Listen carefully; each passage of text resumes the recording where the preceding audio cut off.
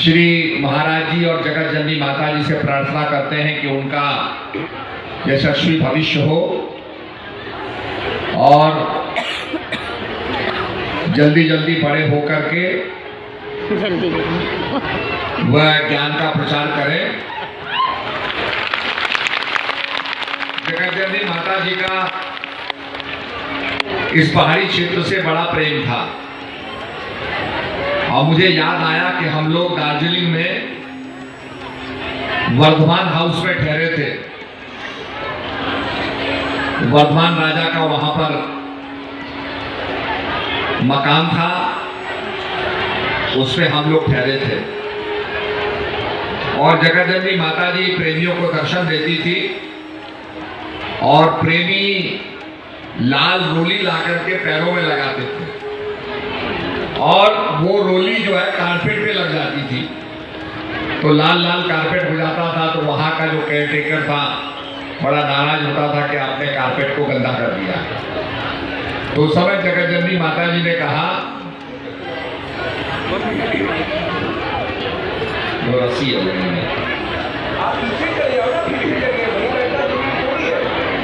पीछे पीछे बहुत जगह है, पीछे चले जाओ, पीछे लोग अकोमोडेट कर लेंगे।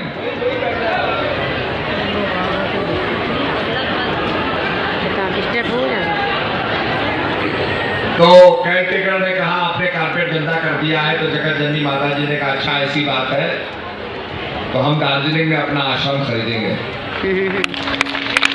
और जो पुराना हमारा आश्रम है बिरला स्टेट, वो जगत जननी माता जी ने खरीदी।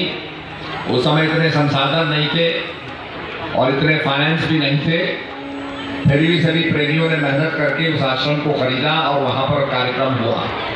माता जी के बड़े बड़े कार्यक्रम वहाँ पर हुए और वो भी छोटा पड़ गया क्योंकि बहुत सी वृद्ध माताएं चढ़ नहीं पाती थी चढ़ाई को।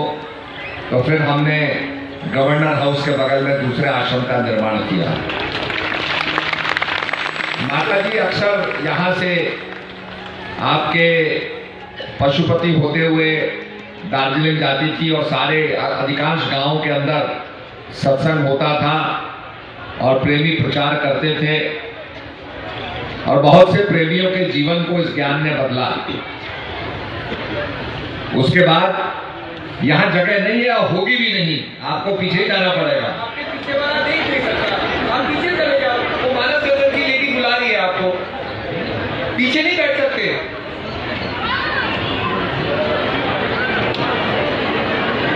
जाओ आप जाओ ना, देख लो। आप लोग ट्रांसपेरेंट नहीं हो, आप लोग ऑब्स्टिकल क्रिएट कर रहे हो, पीछे लोग देख नहीं पा रहे हैं।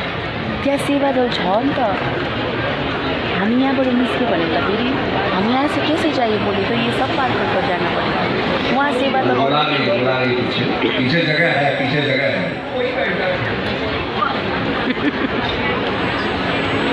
तो यहाँ पर उसके बाद सिक्किम में गैंगटॉक में प्रचार हुआ और मुझे याद है कि मैं और माता जी वहाँ पर जो हमारे गुप्ता जी जो होम सेक्रेटरी थे उनके घर पे हम ठहरे। उसके बाद रातों रात किसी ने हमारे घर के आग मशीन गन लगा दी। तो उस समय चोग्याल का शासन था और हम खुली कार के अंदर, एक कार थी जिसमें हम आए थे, तो लोगों ने कहा कि ये तो नेपाल के राजा आ गए हैं। तो वहाँ पर भी सत्संग हुआ और धीरे धीरे पूरे सिक्किम के अंदर प्रचार हुआ। जगत जननी माता जी ने गांव-गांव में जाकर के प्रचार किया। लोग उनको कुर्सी पे बैठा करके पालकी बना करके ले जाते थे और माता जी का बड़ा पहाड़ से प्रेम था और निश्चित रूप में उनकी यादें आज भी हमारे हृदय के अंदर अंकित हैं। जिन्होंने माता जी की सेवा की और माता जी का प्यार पाया वो निश्चित रूप में माता जी को कभी भूल नहीं पाएंगे। तो आज 1 तारीख को नया साल है और नया साल के साथ नई उमंग के साथ हम लोग नए साल में प्रवेश कर रहे हैं। कल हमारे साथ सिक्किम के मुख्यमंत्री जी भी थे, पूरे कार्यक्रम को उन्होंने देखा और थोड़ा सा मैं कहता हूं कि एप्लीकेशन ऑफ ब्रेन, मस्तिष्क को हमें अप्लाई करना चाहिए। कल जब मैंने देखा कि यहां पर डंडे लगे थे, उस डंडे लगाने की जरूरत क्या है? तो ऐसा नहीं कि वो मैंने ही देखा, यहां पर हमारा फोटोग्राफर्स का दल आया हुआ है, एक कंप्यूटर वाले आए हुए, इन्होंने भी देखे डंडे। तो क्या इनको इस बात का आभास नहीं हुआ कि नहीं, हमारे प्रोग्राम में डंडे नहीं लगाए जाते हैं, हमारा कोई पॉलिटिकल प्रोग्राम नहीं है कि भीड़ आ जाएगी, भीड़ को रोकने के लिए डंडे लगाओ। ये तो हमारे प्रेमी हैं, जैसा हम कहेंगे वैसे मानेंगे।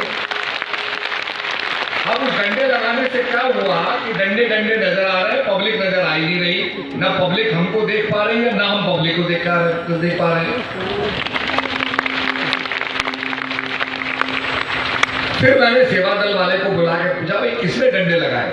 कि साहब पब्लिक को रोकने के लिए लगाए। अरे पब्लिक को रोकना ही तो बुला क्यों रहे हो पब्लिक को यहाँ पर?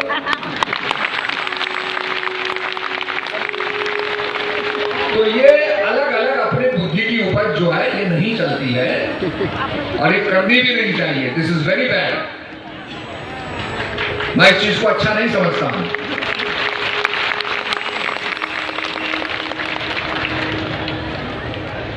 तो अपने में सुधार करें और इम्प्रूवमेंट की ताकत रखें और ये ना सोचें जो हम कह रहे हैं वही ठीक है। अच्छा यही नहीं, यहां कल महात्मा हरि संतोषानंद आए थे, मैंने पूछा भाई तुमने नहीं देखा? तो सभी देख रहे थे और सबको पता है कि प्रोग्राम में डंडे नहीं लगते। तो कोई तो बोलता, कोई तो कहता। तो आंख बंद करने से, ना कहने से डंडे गायब नहीं हो जाते हैं। इसलिए जो सही है वो काम करना चाहिए, मन मर्जी उचित नहीं होती है, इसीलिए हम आज्ञा को महत्व देते हैं। भगवान की जय। कुछ हमारे कार्यक्रम नेपाल में हो रहे थे और नेपाल की स्थिति ठीक नहीं है, काफी वहां पर जिसको क्या आप अपनी भाषा में कहते हैं गंडागोल कहते हो, तो वहाँ वो हो रहा है। और निश्चित रूप में जहाँ भी समय मिलेगा हम उस कार्यक्रम को करेंगे। और बड़ी प्रसन्नता की बात है कि हमारे पिथौरागढ़ में भी, धारचूला में भी हमारे आश्रम का निर्माण हुआ है, काफ़ी जगह आश्रम का निर्माण हुआ है। और ये आश्रम का निर्माण जो क्षेत्र की जनता होती है उनकी सेवा करने के लिए होता है, ताकि वहां के लोगों को सत्संग मिल सके, महात्मा रह सके और वहां से प्रचार हो सके। तो हम सभी लोग चाहते हैं कि हमारे गांव में हो और निश्चित रूप में आपके क्षेत्र में प्रचार बढ़ रहा है, भाई महात्मा प्रचार कर रहे हैं। और ये प्रसन्नता की बात है कि भूटान में भी संस्था को मान्यता मिली है और वहाँ भी अच्छा काम कर रहे हैं।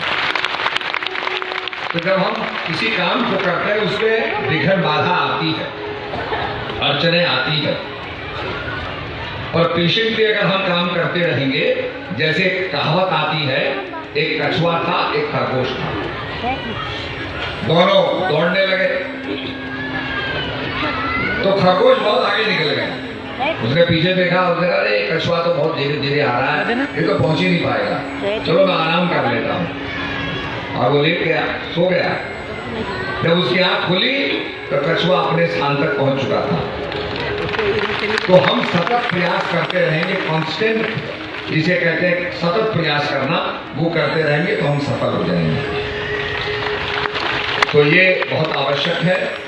और हमरो नेपाली रामरो नेपाली, कल मुझे बड़ी प्रसन्नता हुई कि यहाँ पर जितने भी बाल कलाकार थे उनका जो अभिनय था, उनकी जो एक्टिंग थी बहुत अच्छी थी और बहुत उच्च श्रेणी की थी। मैं सबको बधाई देता हूँ।